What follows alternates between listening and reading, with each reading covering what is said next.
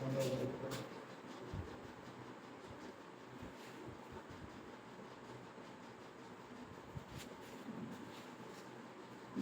विद्यार्थियों, आप सभी का हमारे YouTube channel ideal education centre Ramsi में स्वागत है।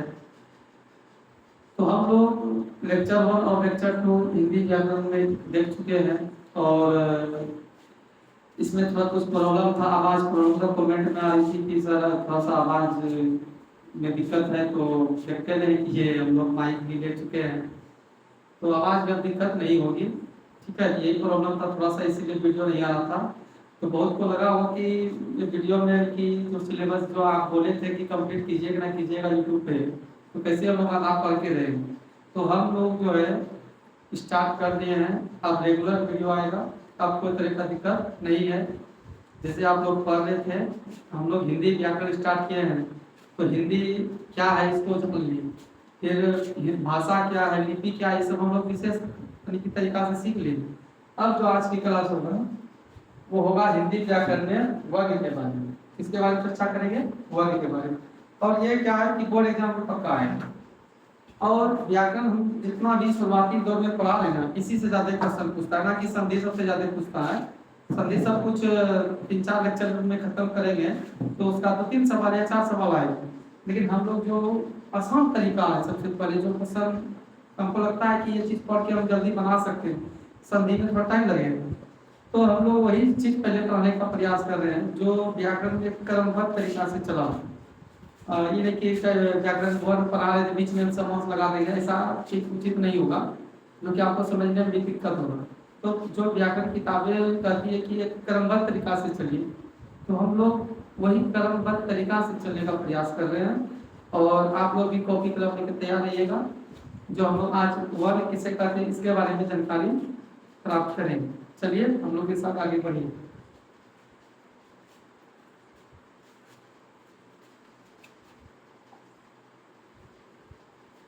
तो आज चर्चा होगा वर्ग की,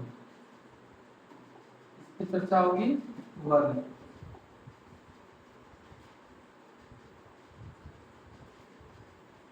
वर्ग तो हम लोग वर्ग करते किसको? वर्ग देखिए 2-3 परिभाषा इसका हो सकता है, हम 2 को लिख देते हैं, जो कि आपको कोई भी याद करने में कोई दिक्कत नहीं होगी। कि किसी भाषा की सबसे छोटी इकाई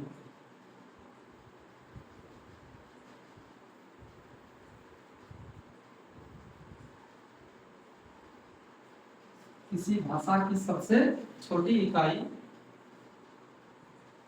को वर्ग कहा जाता है।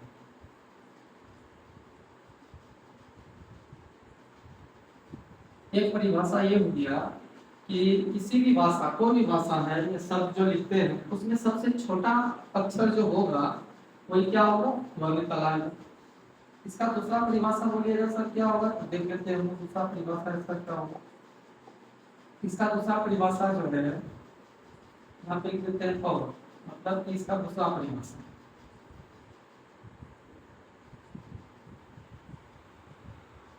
किसी भी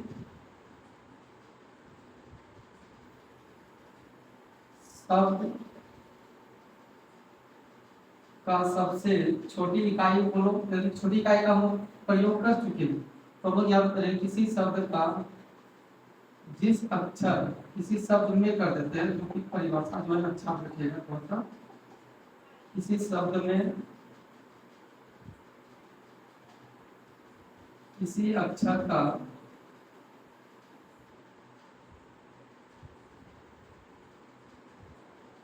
टुकड़ा या खंड नहीं कर सकते या नहीं किया जाता है।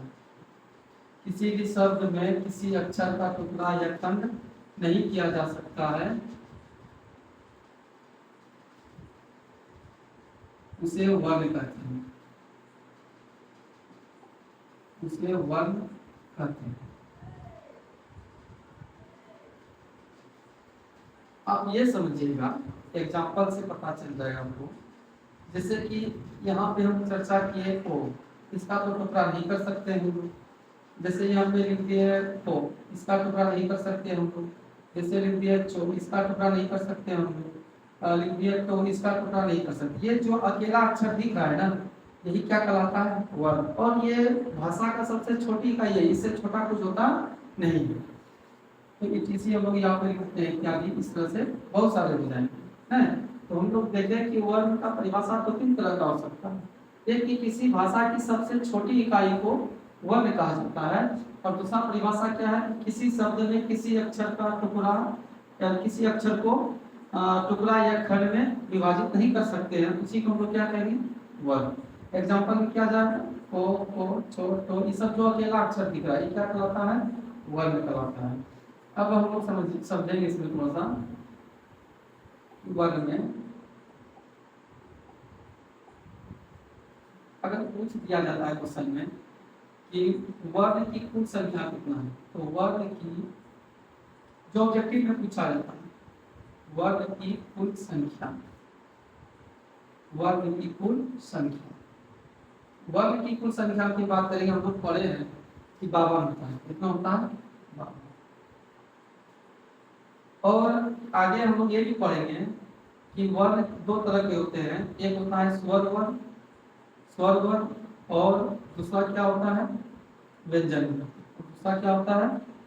व्यंजन वर्ण। इन दोनों को मिला के कुल वर्ण कितना हो जाएगा? स्वर वर्ण और व्यंजन वर्ण के मुख्य वर्ण की संख्या। इसमें यह चीज देखना है कि स्वर वर्ण और व्यंजन वर्ण के मुख्य वर्ण की संख्या, मतलब ये दोनों मिला के टोटल कितना वर्ण हो जाएगा? तो हमारा 44। कितना होता है? 44। यानी कि पूछेगा पहले एग्जाम में कि बताइए कि मुख्य वर्ण की संख्या कितनी, मुख्य वर्ण की संख्या कितना है? 24। और ऐसे पूछेगा कि कुल वर्ण की संख्या कितना है? तो 52। अब हम लोग चर्चा करेंगे इसमें कि वर्ण के प्रकार कितने होते हैं। चलिए आगे बढ़ते हैं लोग धीरे धीरे। हमको लगता है कि यहाँ तक आपको समझ में आ गया कि वर्ण क्या होता है। वर्ण है सबसे छोटी इकाई माना जाता है जो सिंगल डिजिट में होता है। ठीक है, जो सिंगल डिजिट में आपको दिखाई पड़ रहा है यही क्या है? वर्ण है। और यहाँ पे लिख देते हैं वर्ण जो है भाषा की, वर्ण भाषा की सबसे छोटी, भाषा की सबसे छोटी इकाई है। वर्ण भाषा की सबसे छोटी इकाई। ये सब जो हम लोग पढ़ रहे हैं पूरा डिटेल व्याकरण पढ़ रहे हैं, जिससे कि आपको जनरल कंपटीशन हो, चाहे इंटर का क्लास हो या 10वां का क्लास हो, जहाँ पे एग्जाम में पूछा जाता है तो टोटल आपका बढ़ जाएगा, गारंटी है। और इसका ऑब्जेक्टिव भी कराते जाएंगे, जो कि 10वां में पूछा गया हो, इंटर में पूछा गया हो, या जनरल कंपटीशन में जहाँ पे हिंदी का पूछा जाता है, तो टोटल आपको हम इसी के साथ जो है ऑब्जेक्टिव करा देंगे, जो कि आपको कोई दिक्कत नहीं होगा। और कौन बोर्ड एग्जाम में आ सकता है उस टाइप का हम लेवल में ऑब्जेक्टिव आपको करा देंगे। खाली यही विषय में नहीं, जितना विषय है क्लास 10 में टोटल विषय का हम कराएंगे। ठीक है, तो चलते हैं हम लोग आगे। अब चर्चा करें कि वर्ण के प्रकार।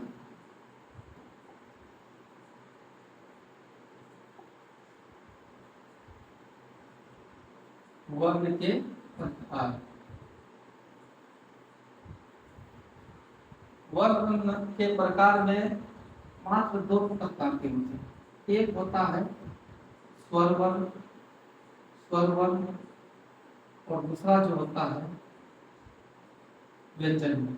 दूसरा क्या होता है? व्यंजन वर्ण।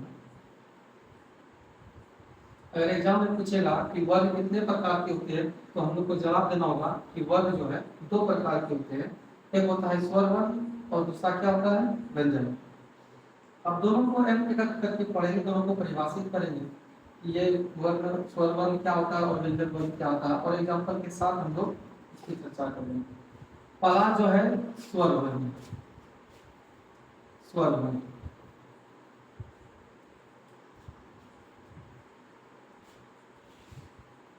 इसके उच्चारण में, इसके उच्चारण में किसी अन्य वर्ग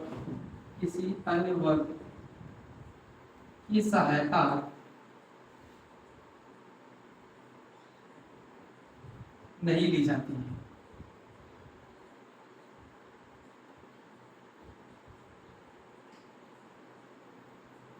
हम लोग क्या देखें, स्वर वर्ण में जो है इसके उच्चारण में किसी अन्य वर्ण की सहायता नहीं ली जाती। मतलब जब इसका उच्चारण करते हैं ना लोग, तो इसमें किसी का सहायता नहीं लेते हैं। एग्जाम्पल में समझिएगा, जैसे क्या आ सकता है, ओ आएगा, आ जाएगा, हर्षई आ जाएगा, दीर्घई आ जाएगा, हर्षऊ आ जाएगा, दुर्गऊ, ए, है, और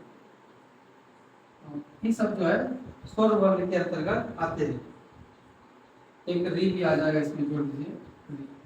ये टोटल स्वर वर्ण का एग्जांपल है। अब हम लोग कैसे जानें कि वर्ण का उपयोग कहाँ कर रहे हैं, तो इसको समझिएगा। जैसे कि अनार लिखते हैं, तो इसमें देखिएगा कि ये ओ जो है, ओ का उपयोग किया ना, ये ओ क्या है, इसमें पूछेगा कि अनार में स्वर वर्ण कहाँ पे है, तो ये ओ आ जाएगा। अनार हो गया, आम हो गया, इमली हो गया, ईख हो जाएगा, ऊन हो जाएगा। इस तरह से बहुत सारे एग्जाम्पल है। तो इस समय देखिएगा ये ओ हो गया, यहाँ पे आ हो गया, ये सही हो गया, ये दीर्घई हो गया, ये दो हो गया। तो ये सब क्या चीज है, ये स्वर वर्ण के एग्जाम्पल में। आप लोग समझ गए होंगे कि स्वर वर्ण होता क्या है। इसमें जो किसी का उच्चारण का जैसे ओ है, ओ का टुकड़ा तो नहीं कर पाएंगे और इसमें कोई सहायता भी नहीं कर रहे, तो ये अकेले हैं, इसलिए इसको हम लोग क्या बोलेंगे, स्वर वर्ण।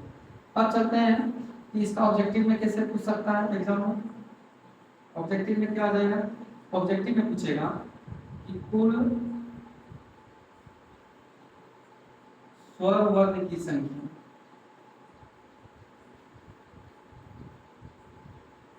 कुल स्वर वर्ण की संख्या। तो हम लोग यहाँ पे लिखेंगे क्या, कुल स्वर वर्ण की संख्या कितना है, ठीक है। तो हम लोग अब चर्चा करेंगे व्यंजन वर्ण। हम लोग देखे थे यहाँ पे कि स्वर वर्ण जो है दो तरह के होते हैं, एक होता है स्वर वर्ण और दूसरा व्यंजन वर्ण। तो स्वर वर्ण को परिभाषित करके हम लोग अब जो चर्चा करेंगे व्यंजन वर्ण पे, फिर स्वर वर्ण के प्रकार पर भी चर्चा करेंगे। अब चलते थोड़ा सा व्यंजन वर्ण पे।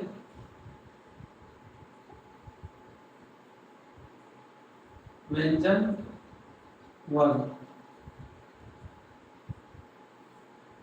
व्यंजन वर्ण किसको कहते हैं, उसमें हम लोग क्या लिखे थे, इसमें किसी वर्ण का सहायता नहीं लिया जाता, लेकिन इसमें लिया जाएगा। इसमें लिखेंगे कि इसके उच्चारण में स्वर वर्ण की सहायता ली जाती है।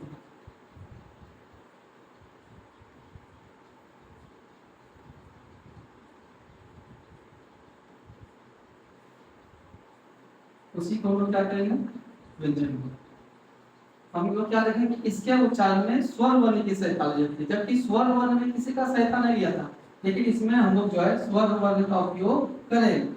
एग्जाम्पल में आप समझिएगा, जैसे कि हम लिखे को, तो को लिखे तो इसमें को जो बना होगा, आधा को और प्लस आधा को, जब उच्चारण करते को, तो को का भी इसमें कुछ न कुछ तो है हिस्सेदारी। तो जिसमें हलंत लगता है जिस वर्ण में, तो उसका मान आधा होता है, चीज हम बताएंगे। और ये को है, तो को तोड़े तो को प्लस ओ, आधा को और आधा को मिलकर को बनाए। तो इसमें हम लोग क्या किए, ये स्वर वर्ण का सहायता किए, तो इसमें सहायता लिए।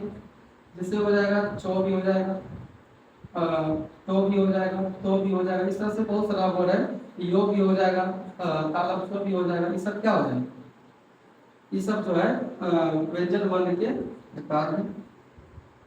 और इसमें तालव्य नहीं ले सकते हैं, ताकि तालव्य जो संयुक्त व्यंजन की चर्चा भी बाद में करेंगे, अभी यही तक का चर्चा करते हैं। अब देखते हैं कि अगर इसमें एग्जाम में पूछेगा, जो ऑब्जेक्टिव पूछा जाता है कि कुल व्यंजन वर्ण की संख्या, कुल व्यंजन वर्ण की संख्या, कुल व्यंजन वर्ण की संख्या जो है वो 33 है। कितना है, 33। यही 33 और स्वर्ण वर्ण का 11 मिला के कितना हुआ, 44। तो मुख्य वर्ण की संख्या पूछेगा तो 44 होता है, और कुल वर्ण की संख्या पूछेगा तो 52 होता है। तो हम लोग देख लिए कि स्वर वर्ण क्या होता है और व्यंजन वर्ण क्या होता है। स्वर वर्ण हम आपको काउंटिंग करके बताएं कितना होता है, वो होता है 11। यहाँ पे आप देख सकते हैं 1 2 3 4 5 6 7 8 9 10 11 को हो गया स्वर वर्ण। इसी तरह से हम लोग आप देखते हैं कि 33 की जब चर्चा की है व्यंजन वर्ण का, 33 को ना चाहिए पुराने में अभी हम लोग। चलिए इसमें व्यंजन वर्ण के प्रकार की बात करें, व्यंजन वर्ण के प्रकार। पहला होता है स्पर्श व्यंजन। पहला क्या होता है? स्पर्श व्यंजन। इसमें क्या क्या आता है इसको समझना है। इसमें कितना स्पर्श व्यंजन प्रकार कितना होता है इसको समझेंगे हम लोग। तो स्पर्श व्यंजन में आता है जैसे कि कवर आ जाए, कवर, चवर, टवर, वर्ग और एक है पवर। इस चीज को याद रखना पड़ेगा, जो कि व्यंजन के जो आगे हम लोग प्रकार पढ़ेंगे, वस वर्ण और वस वर्ण, ये सब जब पढ़ेंगे तो इसका उपयोग करेंगे, तो इसलिए इसको याद रखना जरूरी है। ये व्यंजन वर्ण के प्रकार जब पढ़े हैं, ये कवर्ग क्या होता है, चवर्ग क्या होता है, टवर्ग क्या होता है, तवर्ग क्या होता है और पवर्ग क्या होता है, इसका हम लोग इसकी अभी जो है चर्चा करने वाले हैं। तो आप समझिएगा कि कवर्ग में जो आप लोग पढ़े हुए बचपन में बोला वही इसमें आ जाएंगे।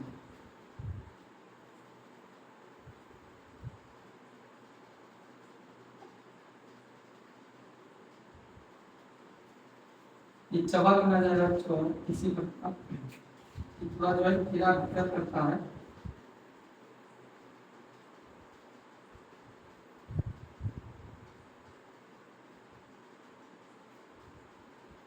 उसी प्रकार टवर्ग में भी हो जाएगा।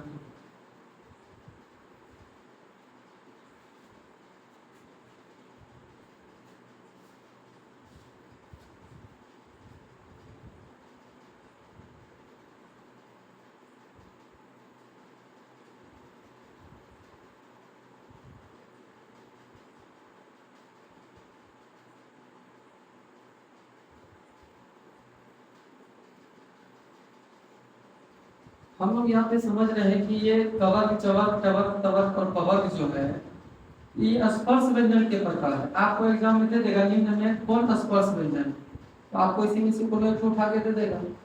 तो इस तरह से ऑब्जेक्टिव हम बना के देंगे, इसका टेंशन नहीं लीजिएगा। अब इसमें चलते हैं कि अगर एग्जाम में पूछेगा कि कुल स्पर्श व्यंजन की संख्या कितना है, कुल स्पर्श व्यंजन की संख्या।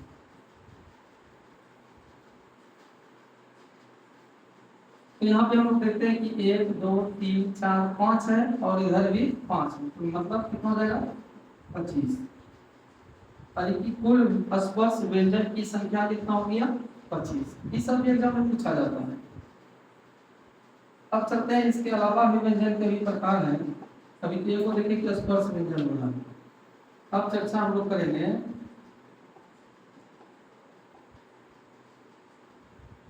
दूसरा में, ये एक होता है अंतस्थ व्यंजन।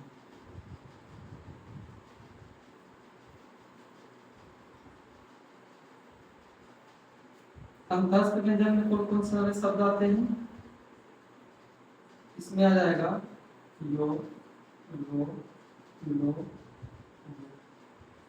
कितना हो गया 4। इसमें भी ऑब्जेक्टिव आपको पूछेगा कि कुल अंतस्थ व्यंजन की संख्या कितना हो 4 हो गया। और इसमें एग्जाम में ऑब्जेक्टिव में कैसे लिखता है, निम्न में कौन अंतस्थ व्यंजन है, और इसमें से कौन एक उठा के दे देगा।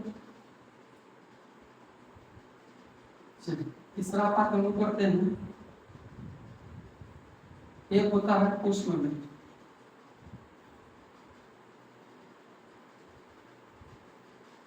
इसमें कौन कौन सारे शब्द फलित वर्ड आएंगे? इसमें आएगा तालब स्वर, मूर्धन्य स्वर, दंत स्वर, एक वो आ जाता है हम लोग का वो। इस पर भी क्वेश्चन पूछेगा ना पूछेगा कि कुल पुष्प व्यंजन की संख्या। तो इसमें भी कितना हो जाएगा? 4। हम लोग ये चीज देख रहे हैं कि 52 पुराना है, टोटल वर्ण की संख्या 52 है, तो 11 होगा स्वर्ण वर्ण हो गया, 33 क्या होता है व्यंजन वर्ण, जो कि 25 यहाँ है, 25 ये हो गया, 4 यहाँ और 4 यहाँ, 33 व्यंजन वर्ण खुल गया है। इसके अलावे भी हमको अभी पुराना कितना देख लेते हैं। यहाँ पे आपका पूरेगा 44, इसको जब ऐड करेंगे कितना पूरेगा 44। अभी 8 और है, ये 8 है बिल्कुल। चलिए हम लोग उसके आगे करते हैं।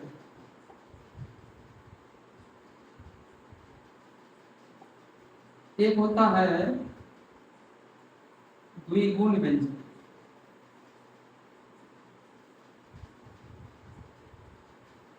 द्विगुण व्यंजन बोलिए या वर्ण बोलिए, उसी पे चर्चा होगा। जैसे कि इसमें आ जाएगा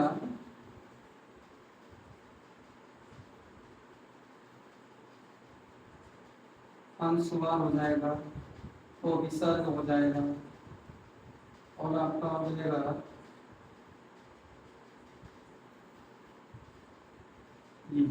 आपको एग्जाम में पूछेगा कि द्विगुण व्यंजन की कुल संख्या, इसमें कितना हो जाएगा 4। और एक होता है संयुक्त व्यंजन। ये क्या होता है? संयुक्त व्यंजन।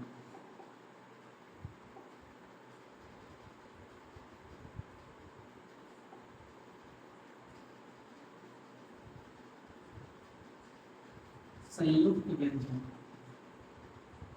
इसको हम लोग समझें। इसमें जो होगा संयुक्त व्यंजन में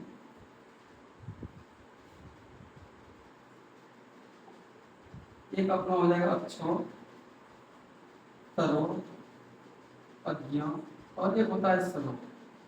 ये 4 अक्षर जो है हम लोग का संयुक्त व्यंजन के रूप में आता है। संयुक्त व्यंजन इसको क्यों कहा, इसको भी हम इसका अभी उल्लेख करेंगे कि संयुक्त व्यंजन इसको क्यों कहा, क्यों संयुक्त व्यंजन ये है, तो इस पे हम चर्चा करेंगे। कि इसमें जो ऑब्जेक्टिव पूछेगा उसको देख लेते हैं। और पूछेगा कुल संयुक्त व्यंजन की संख्या।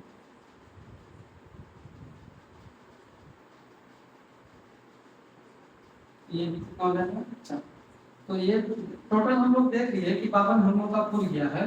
जैसे कि आप देखिएगा 11 स्वर्ण वर्ण हुआ, 33 मुख्य रूप से व्यंजन का हो गया, फिर यहाँ पे 4 हो गया आपका द्विगुण, और 4 हो गया आपका संयुक्त। इसको एक करते हैं तो आपका पूर्ण जाना चाहिए 4 4 8 और 3 11 12 के 2 बचेगा कितना 1 और 3 1 4 1 5। आपका कुल 52 वर्ण होगी। लेकिन मुख्य रूप से पूछेगा ना तो स्वर यानी कि स्वर व्यंजन और सॉरी स्वर वर्ण और व्यंजन वर्ण दोनों मिला करके कितना होता है 44। तो मुख्य रूप से 44 वही वर्ण है, और उसके अलावा हम लोग कर रहे हैं द्विगुण, संयुक्त और अंतस्थ, उष्ण और अंतस्थ हो जाएगा। लेकिन ये एक्स्ट्रा है कि द्विगुण और संयुक्त व्यंजन, ये दोनों 8 को जो एक्स्ट्रा है इसको भी जोड़कर टोटल 52 व्यंजन वर्ण की संख्या होती है। इसमें दिक्कत वाली बात नहीं है। अगर मुख्य व्यंजन की आपको सवाल थोड़ा घुमा के पूछेगा कि मुख्य वर्ण की संख्या कितना है तो आपको बताना है 44। अगर पूछेगा कि कुल वर्ण की संख्या कितना है तो 52। तो अब हम चर्चा करेंगे कि ये जो हम लोग को दिख रहा है कि अक्षर, तरो, अज्ञा, सरो, ये संयुक्त व्यंजन क्यों हो, क्या क्या चीज मिलके बना, ये भी एग्जाम में पूछा भी गया है। आपको हम दिखाएंगे, जब ऑब्जेक्टिव कराएंगे आपको दिखाएंगे कि सब क्वेश्चन कैसे पूछा जाता है। सीधा देता है कि निम्न में कौन संयुक्त व्यंजन है, आपको इसमें से कोई उठा के दे दे, वो आपको पहचानना होगा। जो हम पढ़ा दिए ये एकदम सही है, आप इसको एकदम बढ़िया से समझ लिए। कोई दिक्कत है तो आपको कमेंट करके भी पूछिए, या तो दोबारा वीडियो देख लीजिए, आपको समझ में आ जाएगा कि किस वर्ण को कौन व्यंजन या कौन वर्ण कहा जाता है, इसको अच्छी तरह से समझ लीजिएगा। चलिए आगे इसमें हम लोग चलते हैं कि ये संयुक्त व्यंजन कैसे बने। तो हम लोग चलते हैं कि संयुक्त व्यंजन, संयुक्त वर्ण की बात कर रहे हैं या व्यंजन। तो इसमें आया था अक्षर, एक आया क्रो, एक आया व्यंजन और एक आया स्वर। ये सब बना है किससे, ये संयुक्त कैसे हुई, इस पे हम लोग चर्चा करते हैं। एक चीज याद रखिएगा, जिस वर्ण में हम लिख देते हैं यहाँ पे नोट में लिख देते हैं, आप लोग भी लिख लीजिएगा कि जिस वर्ण में हलंत लग जाए, हलंत चिन्ह या हलंत लग जाए या हलंत चिन्ह लग जाए या लगा हो, तो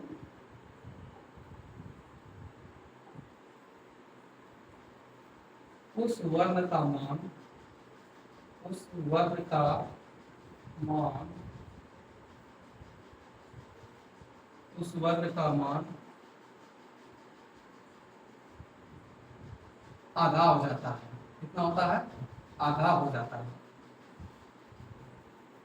उस वर्ण का मान जो है आधा हो जाता है। वो देख रहे हैं इसी को। और जैसे कि यहाँ अक्षो है, तो यहाँ पे जो अक्षो बना होगा तो को आधा को अब प्लस में आधा। साउंड में कोई प्रॉब्लम है क्या? हेलो, साउंड में बता रहा है दिक्कत है, देख लेते थोड़ा सा। हेलो, थोड़ा सा जो है ना इसका बैटरी खत्म हो गया था, इसी में हम लोग थे। हम लोग चलते हैं कि हम लोग संयुक्त की बात कर रहे थे। तो आधा को और आधा 100 मिलके क्या बनता है अक्षो। करो की बात करें तो आधा को और प्लस 2 मिलके बनता है करो।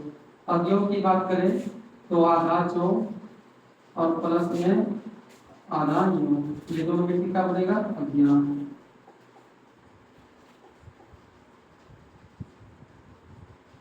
और सरो की बात करेंगे तो सरो जो होगा वो होगा आधा प्लस 100 और प्लस आधा रो। तो हम लोग देख लिए कि ये अक्षो जो बना है आधा को और 100 से मिलके, अंतरो जो बना है तो आधा और 2 आधा मिलके बना, और यहाँ जो बना है आधा जो और यहाँ से मिलके, और सरो जो बना है ये आधा प्लस 100 और आधा रो मिलके बना। तो हम लोग यहाँ तक देख लिए। तो इसके अगला लेक्चर जो हो रहेगा तो उसमें हम लोग चर्चा करेंगे कि वर्ण के और कौन कौन से प्रकार होते हैं, जैसे कि घोष वर्ण और घोष वर्ण। ठीक है, इसी सब पे चर्चा करेंगे। वो लेक्चर 4 में आएगा। आप लोग को वीडियो अच्छा लगा होगा जरूर ही। आप लोग इसी तरह से हमारे साथ जुड़े रहे और पूरा सिलेबस कंप्लीट कराएंगे हम। आपको यहाँ तक समझ में आ गया होगा, नहीं आया तो जहाँ पे आपको दिक्कत है कमेंट कीजिए, और नहीं तो पुनः की वीडियो आप लोग देख लीजिए। धन्यवाद, आप लोग हमसे जुड़े रहिएगा।